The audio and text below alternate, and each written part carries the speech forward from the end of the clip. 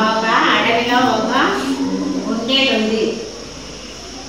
ఆ కుందేలుకు ఒక పిల్ల పుట్టింది, ఒక పాప పుట్టింది. ఆ పాప ఎట్లుంది? బంగారు రంగులో మెరిసిపోతా ఉంది. మామూలుగా కుందేలు ఎట్లుంటాయి? తెల్లగా ఉంటాయి కదా, ఇంకా కొంచెం కలర్లలో ఉంటాయి. కానీ పుట్టిన పాప ఎట్లుంది? కుందేలు పాప బంగారు రంగులో ఉంది. బంగారు రంగు ఉంది కదా, ఆ రంగులో ఉంది, మెరిసిపోతా ఉంది. రాను రాను ఆ పాప బాగా చిన్నగా చిన్నగా బాగా గెంతుతా ఉంది. పిల్లలు చిన్నగా నడుస్తానులే, ఏమే నడకలు నేర్చుకుంటారు కదా ఒక 2 సంవత్సరాలకు. అట్లా ఈ కుందేలు కూడా బాగా చిన్నగా వాళ్ళ అమ్మతో పాటు చిన్నగా గెంతడం నేర్చుకుంది అనమాట. నడవడం అంటారు. అట్లా నడుస్తూ ఉంటే అన్ని జంతువులు అప్పుడప్పుడు ఆ దారిన పోతా ఉంటాయి కదా, చేతులు కట్టండి.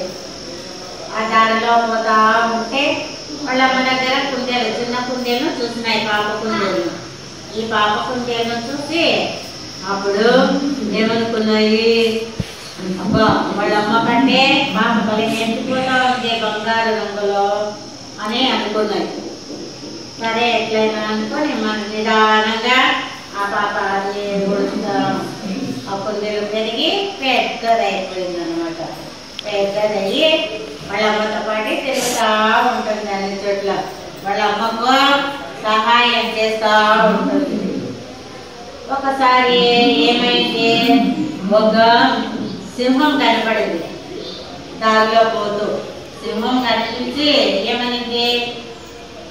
ఇది పెద్ద కుందేలు అయిపోయింది కదా, అందుకని ఆ సింహం అడిగింది కుందేలు పిల్లతో, కుందేలు వాళ్ళ పాపతో. ఏమని అడిగింది? కుందేలు కుందేలు, నువ్వు నాతో స్నేహం చేస్తావా? నేను ఈ అడవికి రాజును, అన్ని జంతువులకు పెద్దను నేను, కాబట్టి నాతో స్నేహం చేస్తే నీకు బాగుంటుంది అని చెప్పింది అన్నమాట. అడిగితే సరే సరే, నేను మా అమ్మని అడిగి చెప్తాను నీకు విషయం, ఏ విషయము అని చెప్పింది అనమాట. చెప్తే సరేలే అనేసి అవి పోయి వాళ్ళ అమ్మను అడిగింది. ఏమని? అమ్మ అమ్మ, నేను సింహంతో స్నేహం చేయవచ్చా? సింహం నాతో స్నేహం చేస్తుందంట అని అంటే అప్పుడు బాగా గుర్తు. అప్పుడు ఏమంది కుందేలు? మనము అది ఎంతైనా క్రూర జంతువు, ఆ క్రూర జంతువులతో మనము స్నేహం చేయకూడదు, మనము స్నేహం చేయకూడదు అని చెప్పింది అనమాట. ఓహో అలాగా అనుకొని ఇంకా ఏం చెప్పింది వాళ్ళమ్మా? క్రూర జంతువులు కాబట్టి తినేస్తాయి, కాబట్టి మనము అలాంటి జోలికి వాటి జోలికి పోకూడదు అని చెప్పింది. సింహంతో చెప్తే సింహం సరే అని వెళ్ళిపోయింది. మళ్ళీ కొన్ని రోజులకు ఇంకొకరు ఎవరు వచ్చినారు? ఉడత మళ్ళీ తర్వాత మళ్ళీ నక్క. ఎవరు వచ్చినారు? నక్క వచ్చింది. నక్క వచ్చి ఏం చెప్పింది? నాతో స్నేహం చేయవా అనేసి అడిగింది. ఎందుకు? ఇది బాగా అందంగా ఉంది కదా, ఎప్పుడన్నా బాగా తినేయచ్చు అని. అప్పుడు సింహం కూడా అంతే, స్నేహం చేసి ఎప్పుడోసారి తినేద్దాంలే అనుకొని ఉంటుంది. వాళ్ళ అమ్మ వద్దనింది. మళ్ళీ నక్క కూడా వచ్చింటే అది దిక్కులమాని నక్క, ఆ నక్కతో స్నేహం చేస్తే నీకు మోసం చేస్తుంది, కాబట్టి మనకు అలాంటి బుద్ధులే వస్తాయి, మనకొద్దు ఆ స్నేహం అని చెప్తుంది అనమాట. సరేలే అనేసి ఇంకో కొద్ది రోజులు అది పోయింది. మా అమ్మ వద్దనింది అంటే అది వెళ్ళిపోయింది నక్క. మళ్ళా కొన్ని రోజుల తర్వాత ఒక ఏం కనపడింది? ఉడత కనపడింది. ఉడత కనపడి ఉడత నేను నాకు నీ ఫ్రెండ్స్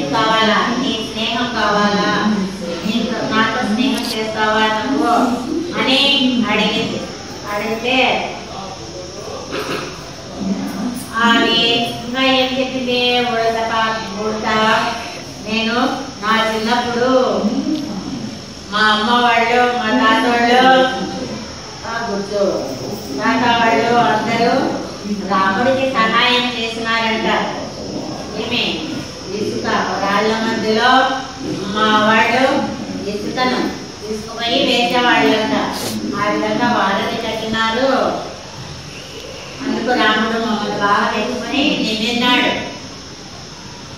కాబట్టి రాముడే మెచ్చుకున్నాడు, సహాయం చేస్తాను నేను నీకు కూడా అనేసి, అంటే మా అమ్మని అడిగి వస్తాను అని ఇట్లా గుడితో వచ్చి నాతో సహాయం చేస్తుందంట అమ్మ అంటే, సరేనేసి అది చెయ్యి. ఉడతలాగా సహాయం చేయడము అలవాటు అవుతుంది, ఎవరికైనా సహాయం చేయడం నేర్పుతుంది. కాబట్టి ఉడతతో స్నేహం చెయ్యి అని చెప్పింది అన్నమాట. కాబట్టి మనకున్న దాంట్లో ఇతరులకు సహాయం చేయడము ఆ ఉడత నేర్పింది అన్నమాట. దానివల్ల కుందేలు ఏం చెప్పింది, ఇతరులకు సహాయం చేయడము బాగా నేర్పుతుంది కాబట్టి స్నేహం చెయ్యి ఉడతతో అని చెప్పింది. అప్పుడు ఉడత వచ్చేసి దాంతో ఫ్రెండ్షిప్ అయ్యింది. ఎవరితో? కుందేలుతో. కుందేలు పిల్ల బంగారు రంగులో ఉంది కదా, కుందేలు పెరిగి పెద్దదైంది కదా, అందుకని బాగా అందంగా కనిపిస్తా ఉందని అందరూ వచ్చి స్నేహం చేయాలనుకుంటున్నారు కదా. అందులో ఉడత కూడా వచ్చి అడిగింది. అడిగితే సరేలేనేసి మా అమ్మ నీతో స్నేహం చేయమని చెప్పింది కాబట్టి స్నేహం చేస్తానులే, మనము ఫ్రెండ్స్గా ఉందాము అనేసి అన్నమాట. కాబట్టి ఈ కథ వల్ల నీకు ఏమి, ఎప్పుడు కూడా మనము ఇతరులకు సహాయం చేయాలి ఏ పనిలో కూడా, అర్థమైందా?